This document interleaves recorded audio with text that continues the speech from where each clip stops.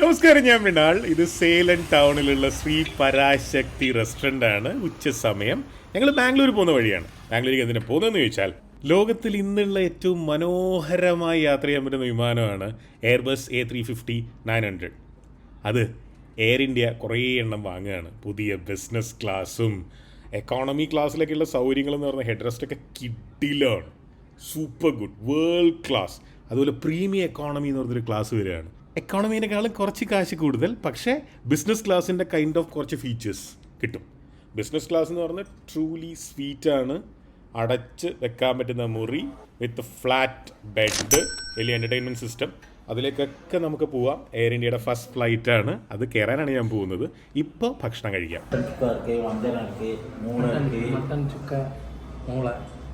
ഒരു മട്ടൻ തരാം.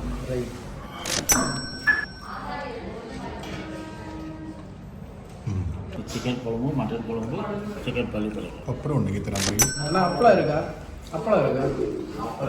തൈര് തൈര് தயிர் மட்டன் வருது. அல்ல தயிர் அந்த மாதிரி தயிர் இருக்கு. தயிர் வருது. രാഹുൽ ഗാന്ധി നാട്ടിൽ വന്ന് പോയതിന് ശേഷം തൈര് എന്ന് പറയുമ്പോൾ ഭയങ്കര പ്രശ്നമാണ് ഇവിടെ. ഇവിടെ അതൊരു പ്രശ്നമല്ല. പിന്നെ കേരളത്തിലാണോ പ്രശ്നം?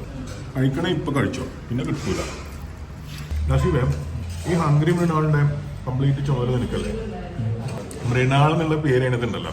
അപ്പോൾ സ്വാഭാവികമായിട്ടും ഈ മൃണാൾ ഒരുപാട് സ്ഥലത്ത് പോയിട്ട് തൈര്, മട്ടൻ, പലരുടെയും ഫുഡിന് കുറ്റം പറഞ്ഞിട്ടില്ലേ?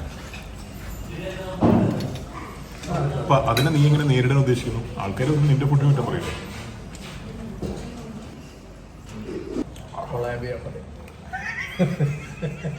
ഈ സാധനം പൊള്ളിയോ?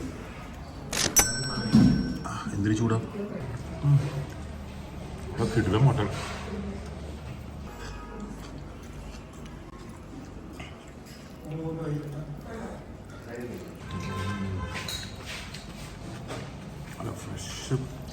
തമിഴ്നാട്ടിൽ ഉച്ചയ്ക്ക് മീൽസ് പറഞ്ഞാലേ ബഹുഭൂരിഭാഗം റെസ്റ്റോറൻറ്റുകളിലും, പ്രത്യേകിച്ച് നോൺ വെജ് റെസ്റ്റോറൻറ്റുകളിൽ, നമ്മുടെ നാട്ടിലെ പോലെ കുറേ സാമ്പാർ സാധനങ്ങളൊന്നും കിട്ടില്ല. ഇവിടെ സാമ്പാറേ ഇല്ല.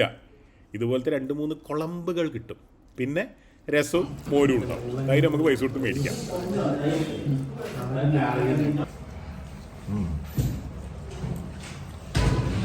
ആ ഗ്രേവി കൊള്ളാം. ഇത് ചിക്കൻ പള്ളിപ്പാളയം ചിക്കൻ വളരെ ഫേമസ് ആയിട്ട് പല റെസ്റ്റോറൻറ്റുകളും കൊടുക്കുന്നതാണ്. പള്ളിപ്പാളയം എന്ന് പറഞ്ഞ തിരുപ്പൂരിനടുത്തൊരു സ്ഥലമുണ്ട്. അവിടെ പോയിട്ട് ഞാൻ ഒരു ബ്ലോഗ് ചെയ്തിരുന്നു, വളരെ വർഷങ്ങൾക്ക് മുമ്പാണ്.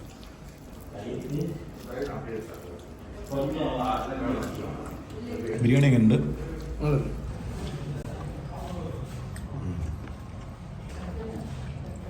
മട്ടൺ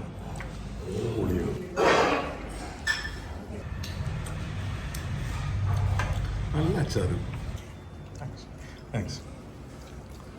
മൂപ്പര് കിട്ടില്ലാണ്. നമുക്ക് എന്താ വേണ്ടതെന്നുള്ളത് നമ്മളറിയുന്നതിന് മുമ്പേ നമുക്കൊരു മനസ്സിലാക്കിയിട്ട് തരും. തമിഴ്നാട്ടിൽ 2 ടൈപ്പ് തൈര് കിട്ടും. ഒന്ന് കുണ്ടം പിഞ്ഞാണത്തിൽ സെറ്റ് ചെയ്ത് വെച്ച സെറ്റ് തൈര്, ഇതുമാതിരി ക്രീം പോലെ ഉണ്ടാവും. ഇതങ്ങനല്ല, ഇത് നാടൻ തൈരാണ്. പനീർ സോഡ, ലെമൺ സോഡ,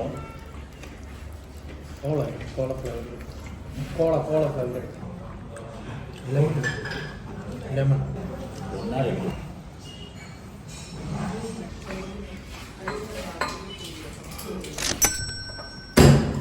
ഒന്നും പേടിക്കണ്ട, സോഡ പൊടിച്ച സാമ്പാർ,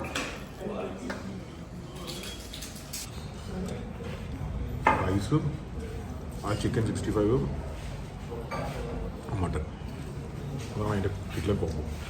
ചെന്നൈയും കോയമ്പത്തൂരും മധുരയും ട്രിച്ചിയും കഴിഞ്ഞാൽ സേലം ആയിരിക്കണം തമിഴ്നാട്ടിലെ ഒരു ഭക്ഷണ കേന്ദ്രം.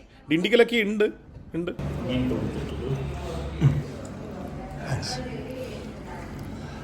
താങ്ക്സ്. മീൻ കറി ഇത് കട്ടിട്ട് സാப்பிடணும். நல்லா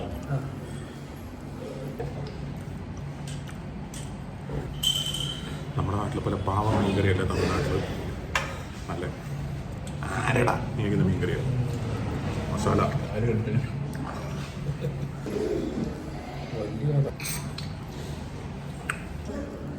தேங்க்ஸ் போதும் போதும் ரசமாக சாப்பிடணும் நல்லா இருக்கும்.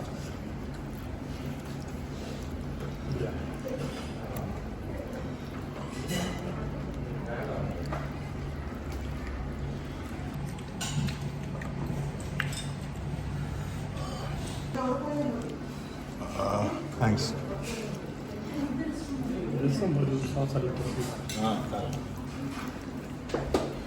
ഇതുപോലൊരു സർവീസ് എനിക്ക് തോന്നുന്നു ഇതുപോലെ അവസാനം നമ്മൾ സെർവ് ചെയ്തിട്ടുള്ള സുനിലേട്ടനാണ് അല്ലെ തിരുവനന്തപുരത്ത്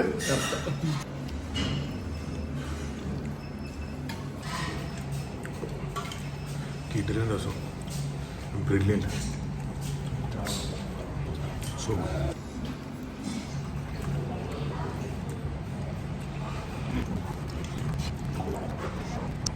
അത് സാധനം പറ്റുന്ന പോതും പോതും ടാറ്റ ഏറ്റെടുത്തതിന് ശേഷം എയർ ഇന്ത്യ പഴയ എയർ ഇന്ത്യ അല്ല. ലോകം കണ്ട ഏറ്റവും വലിയ എയർക്രാഫ്റ്റ് ഓർഡർ, ഏറ്റവും വാല്യൂ ഉള്ള എയർക്രാഫ്റ്റ് ഓർഡർ എയർ ഇന്ത്യയാണ് പ്ലേസ് ചെയ്തത്. പുതിയ ലോകത്തേക്ക് നമ്മുടെ നാടിന് അഭിമാനമാകാൻ പോവാണ്. ഒരുപാട് ആൾക്കാരുണ്ട്.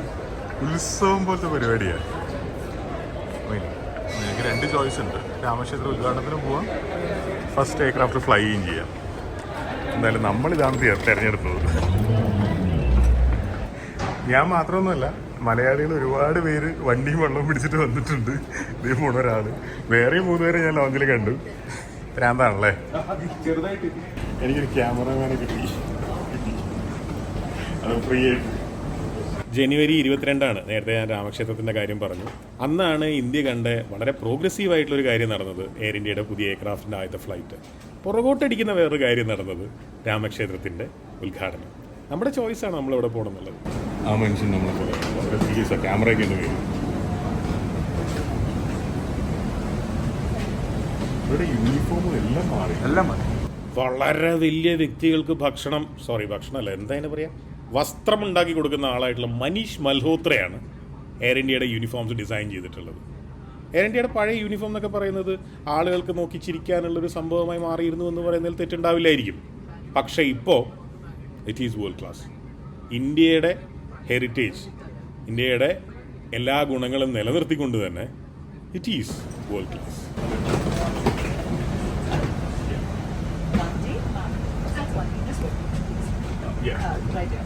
So welcome on board. 70 please. എയറോഫ്ലോട്ടിന് വേണ്ടിയിട്ട് ഉണ്ടാക്കി.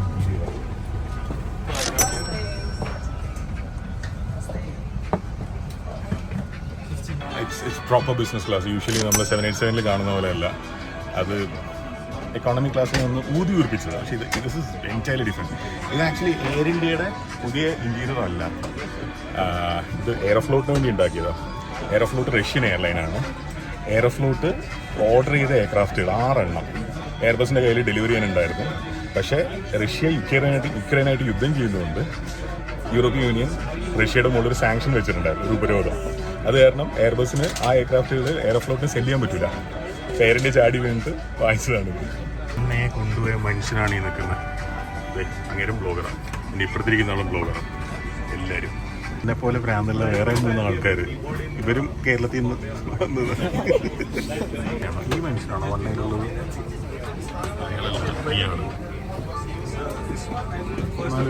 പോയി. ഹായ്, അല്ല വാട്സ്ആപ്പ് പ്ലീസ്. ഇതാണ് എയർ ഇന്ത്യക്ക് ഉണ്ടാവാൻ പോകുന്ന അടുത്ത വലിയ പ്രോബ്ലം. എന്താണെന്ന് വെച്ച് കഴിഞ്ഞാൽ നമ്മളിപ്പോൾ സിയാറ്റിലേക്കോ എവിടെയെങ്കിലും പുതിയ ഒരുപാട് റൂട്ടുകൾ ഡിക്ലെയർ ചെയ്തിട്ടുണ്ടെന്ന് പറയാൻ പറ്റില്ല. റൂമേഴ്സാണ് സിയാറ്റിൽ, ലോസ് ആഞ്ചലസ് ഒക്കെ ഉണ്ടാവുന്നത്. പക്ഷെ നമ്മൾ ഖത്തർ എയർവേസിലോ എമിറേറ്റ്സിലോ അല്ലെങ്കിൽ ഇപ്പോൾ ന്യൂയോർക്കിലേക്ക് സിംഗപ്പൂർ എയർലൈൻസിലൊക്കെ ഫ്ലൈ ചെയ്യുകയാണെങ്കിൽ നമ്മൾ കൊച്ചിയിൽ നിന്നാണ് സിംഗപ്പൂർ പോകുന്നതെന്ന് വെച്ചാൽ കൊച്ചിയിൽ നിന്ന് തന്നെ അവർ നമുക്ക് ഷാമ്പെയിൻ തരും. പിന്നെ എയർക്രാഫ്റ്റ് ഫ്ലൈ ചെയ്യുന്നതിന് മുമ്പ് ബോർഡ് ചെയ്ത ഉടനെ ഇവിടെ വെള്ളം മാത്രമേ കിട്ടുള്ളൂ. എന്താണെന്ന് വെച്ച് കഴിഞ്ഞാൽ എയർ ഇന്ത്യക്ക് നമ്മൾ ഡൽഹിയിലോ ബോംബെയിലോ കൊണ്ടുപോയിട്ട് പോകാൻ പറ്റുള്ളൂ. അത് ഭയങ്കര ഡിസഡ്വാൻറ്റേജ് ആണ് എയർ ഇന്ത്യയുടെ. ഇറ്റ്സ് നോട്ട് അബൌട്ട് ഷാമ്പെയിൻ കുടിക്കാത്ത ഇഷ്ടം പോലെ ആൾക്കാരുണ്ടാവും. നമ്മളത് വേണ്ടാന്ന് വെക്കുന്നതും നമ്മളായിട്ട് വേണ്ടാന്ന് വെക്കുന്നത് അവർ തരാത്ത തമ്മിൽ വ്യത്യാസമില്ല, ഭയങ്കര വ്യത്യാസമാണ് ഇത്. അതുപോലെ അടുത്തൊരു ഇഷ്യൂ എന്തായിരിക്കും എന്ന് വെച്ച് കഴിഞ്ഞാൽ ഇപ്പോൾ എമിറേറ്റ്സോ ഖത്തർ എയർവേസോ ഒക്കെ ആണെങ്കിൽ വൈറ്റ് ബോഡി എയർക്രാഫ്റ്റ് ആണ് കൊച്ചിയിൽ നിന്നായാലും ഇവിടെ നിന്നായാലും ഫ്ലൈ ചെയ്യാൻ പോകുന്നത്. പക്ഷേ എയർ ഇന്ത്യ ആണെങ്കിൽ നമുക്ക് ബോംബെയിലോ ഡൽഹിയിലോ പോയിട്ടല്ലേ പോകാൻ പറ്റുള്ളൂ. അത് ചെറിയ എയർക്രാഫ്റ്റ് ആയിരിക്കും, A320 ആയിരിക്കും, ഇത്രയും കംഫർട്ടബിൾ ആയിരിക്കില്ല. അടുത്ത പ്രശ്നം എന്ന് പറയുന്നത് ഇപ്പോൾ ഞാൻ ന്യൂയോർക്കിൽ പോവാണ്. എമിറേറ്റ്സിലാണെങ്കിൽ കൊച്ചിയിൽ നിന്ന് ചെക്ക് ഇൻ ചെയ്ത് ഇമിഗ്രേഷനും കഴിഞ്ഞ് പിന്നെ ഞാൻ ന്യൂയോർക്കിൽ പോയിട്ട് ബാഗ് കളക്ട് ചെയ്താൽ മതി. എയർ ഇന്ത്യ നടക്കില്ല. കൊച്ചിയിൽ ഇമിഗ്രേഷനും ചെയ്യാൻ പറ്റില്ല, ബാഗ് ത്രൂ ചെക്ക് ഇനും ചെയ്യാൻ പറ്റില്ല. ബോംബെയിലോ ഡൽഹിയിലോ വെച്ചിട്ട് എൻ്റെ ബാഗൊക്കെ കളക്ട് ചെയ്ത് രണ്ടാമത് മറ്റേ എയർക്രാഫ്റ്റിൽ ചെക്ക് ഇൻ ചെയ്ത് സെക്യൂരിറ്റിയും കഴിഞ്ഞ് അവിടുന്ന് ഇമിഗ്രേഷൻ ചെയ്യണം. തിരിച്ചു വരുമ്പോഴും അങ്ങനെ തന്നെ ബോംബെയിലോ ഡൽഹിയിലോ ഇമിഗ്രേഷനും കഴിഞ്ഞ് ആ ബാഗ് കളക്ട് ചെയ്ത് വരേണ്ടി വരും. ഭയങ്കര ഡിസഡ്വാൻറ്റേജാണ് ഇതൊക്കെ. എങ്ങനെയാണ് നമ്മുടെ ഡൊമസ്റ്റിക് സെക്ടറിൽ എന്തായിരിക്കും ലിക്കർ വിളമ്പാത്ത? എന്തുകൊണ്ടായിരിക്കും? ഒരു കാലത്ത് വെജിറ്റേറിയൻ മാത്രം മതി ഫ്ലൈറ്റിൽ എന്ന് പറഞ്ഞിട്ട് കാര്യം ഉണ്ടായിരുന്നു. അതുകൊണ്ടായിരുന്നു.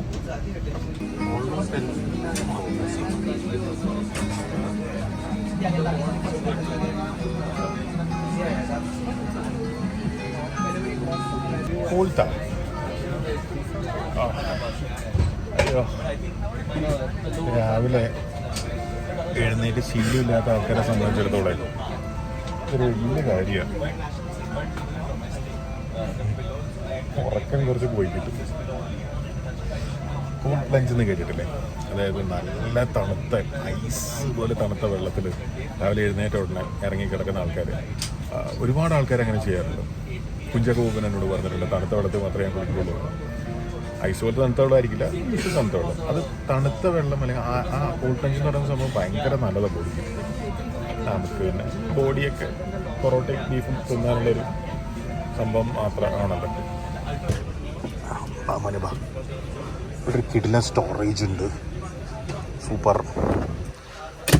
എയർ ഇന്ത്യയുടെ 787-ലൊക്കെ യാത്രയിൽ അത്ര എളുപ്പമല്ല. ആഹാ, ഇത് കൊള്ളാമല്ലോ, തകർത്തിട്ടുണ്ട്. അമ്മേ, പുതിയ ബാബി, പുതിയ സിനിമകൾ. വിനീത് ശ്രീനിവാസ് നിൽക്കുന്നത്. Hi hi hi hi, Shah Rukh Khan. വലിയ കുറേ ഉണ്ട് ടി വി. നമുക്ക് മൂവീസിൽ നോക്കാം. Browse movies. ദൃശ്യം 2, പക്ഷെ അത് ഹിന്ദിയാണ്. ഓക്കെ, ബംഗാളി, ഗുജറാത്തി, കന്നഡ, മലയാളം. മലയാളത്തിൽ മുകുന്ദനണി അസോസിയേറ്റ്സ്, ജവാനും മുല്ലപ്പൂവും, Basil Fahadh Faasil, hi hi hi hi, Vinayakan. Bobby ഞാൻ കണ്ടിട്ടില്ല. ക്വീൻ, സൗബിൻ. ഇത്രയും മൂവീസ് ഉണ്ട്. ഈ സെറ്റപ്പേ മാറിപ്പോയി. മറാത്തി, പഞ്ചാബി, തമിഴ്. ഇവിടെ ഒരു തമിഴ്.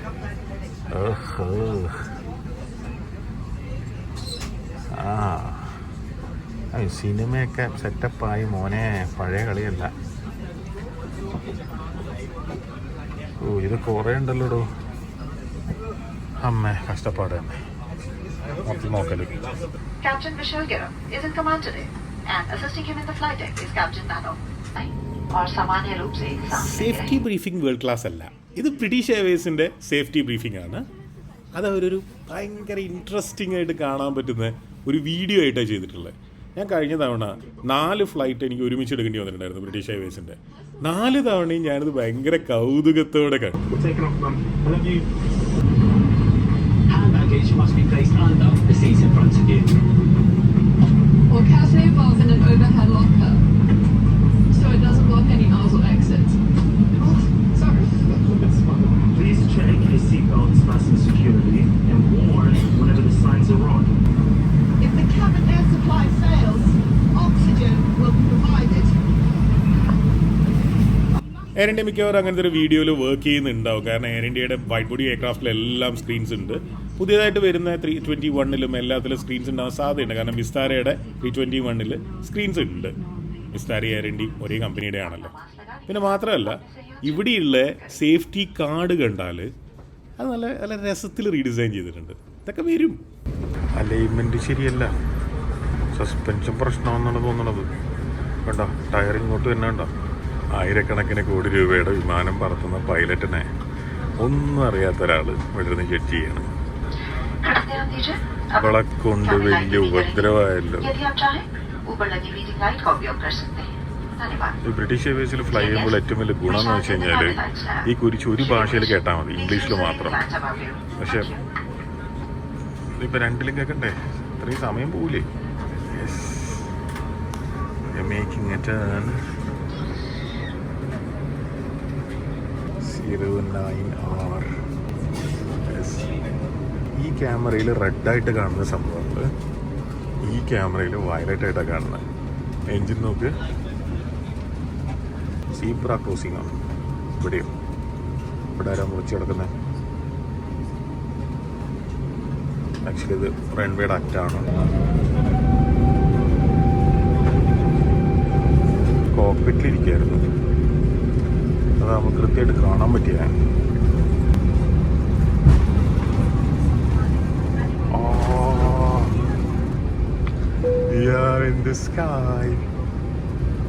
ഒരുപാട് പേർക്ക് തോന്നി എനിക്ക് ഭ്രാന്താണ്. ആവശ്യമില്ലാത്തൊരു യാത്രയാണ് ആ കണ്ടു നോക്കിയത്. പക്ഷെ ഇങ്ങനത്തെ മൊമെന്റിലൊക്കെ നമ്മൾ അതിൻ്റെ ഭാഗമായില്ലെങ്കിൽ പിന്നെ എന്തിനാ? ഒരു നോബൽ പ്രൈസ് വിന്നറെ കണ്ട ഒരു പുസ്തക പ്രേമിയുടെ അതേ അവസ്ഥയാണ് എനിക്കിപ്പോൾ. ജീവിതത്തിൽ ചിലപ്പോൾ ഒരിക്കലൊക്കെ സംഭവിക്കുന്നൊരു കാര്യം. ഖത്തർ എയർവേസിൻ്റെ A350 ഫസ്റ്റ് ഫ്ലൈറ്റ് തന്നെയാണെന്ന് തോന്നുന്നു ഞാൻ ഉണ്ടായിരുന്നു എൻ്റെ തോന്നുന്നത്. പക്ഷെ അത് ഖത്തർ എയർവേസിൽ എയർ ഇന്ത്യയല്ലേ. മെനു, ബിസിനസ് ക്ലാസ് മെനു, പിന്നെ എക്കോണമിയിലും മെനു ഉണ്ടാവുമെന്ന് എനിക്ക് തോന്നുന്നു. ഓർഡർ എടുക്കുന്നതൊക്കെ വേൾഡ് ക്ലാസ് ആണ്. Really good, well groom, well trained crew. വളരെ ലിമിറ്റഡ് ഓപ്ഷൻസ് കിട്ടും. അതിൽ തന്നെ വെജിറ്റേറിയൻ ആണ് കൂടുതലും. ഞാൻ എഗ്സ് പറഞ്ഞിട്ടുണ്ട്. പക്ഷേ 1.5 മണിക്കൂർ ഫ്ലൈറ്റ് അല്ലേ, അതിൻ്റെ ആവശ്യമില്ല. ഇതിൽ കാലറി ഒക്കെ ഉണ്ട്. അയ്യോ, എഗ്സ് പൊങ്കലിൻ്റെ പകുതിയേ ഉള്ളൂ അല്ലേ കാലറി? എഗ്സ് മാറ്റി പൊങ്കൽ പറയണം. ട്രേ അതിൻ്റെ അടിയിലാണ്, അതുകൊണ്ട് സമാധാനമായിരിക്കാം. Thank you. എയറിൻ്റെ പണ്ട് മുതലേ ഫുഡിൻ്റെ കാര്യത്തിൽ പുലികളാണ്. ഇപ്പോൾ പുതിയ മെനു ഒക്കെ ഉണ്ട്. മഷ്റൂം വെറുതെ കഴിക്കും. ബട്ടറിൽ ഇങ്ങനെ വെറുതെ ആക്കുക, എന്നിട്ട് കഴിക്കും. ബട്ടറിൽ ഇങ്ങനെ ആക്കിയിട്ട് ഈ സോസേജ് ബട്ടറിൽ മുക്കി തിന്നലാണ് എൻ്റെ ഭാര്യയുടെ ഈ ബുഫേ ബ്രേക്ക്ഫാസ്റ്റുള്ള ഹോട്ടലിൽ താമസിക്കുമ്പോൾ പ്രധാന വിനോദം. ചിക്കൻ സോസേജാണ്. എയർ ഇന്ത്യ ഫ്ലൈറ്റിൽ ഡൊമസ്റ്റിക്കൽ ബീഫ് ഉണ്ടാവാൻ ഒരു സാധ്യതയില്ല.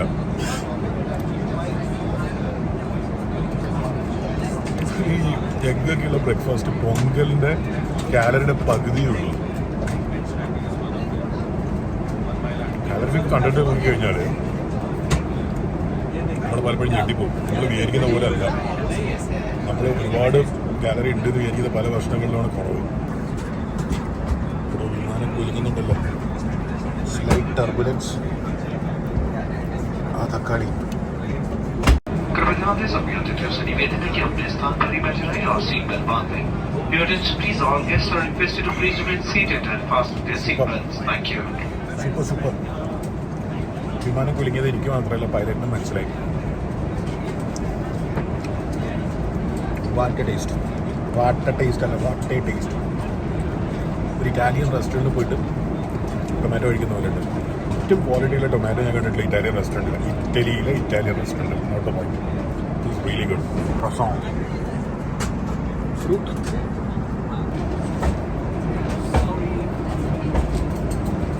ചീപ്പല്ല, കിവി. ഇന്ത്യൻ ഫ്രൂട്ട്സിൽ, ഇന്ത്യയിൽ കിട്ടുന്ന ഫ്രൂട്ട്സിലും ഏറ്റവും കൂടുതൽ കാശ് കൊടുക്കേണ്ടി വരുന്ന ഫ്രൂട്ടുകളൊന്നാണ് കിവി. എഗ്ഗിനകത്ത് സ്പിനാച്ച് ഉണ്ട്. നമുക്കിതിന് ഒരു സാൻഡ്വിച്ച് ആക്കാം.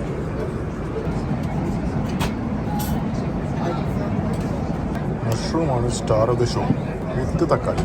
ഇറ്റലി എന്ന് പറഞ്ഞപ്പോഴേക്കും തക്കാളിക്ക് അഹങ്കാരം വന്നു.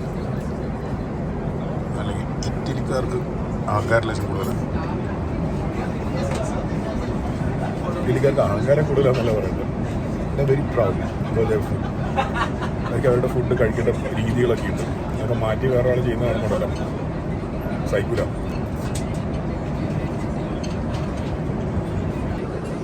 സീറ്റ്സ് ഫ്ലാറ്റഡ് ആണ്.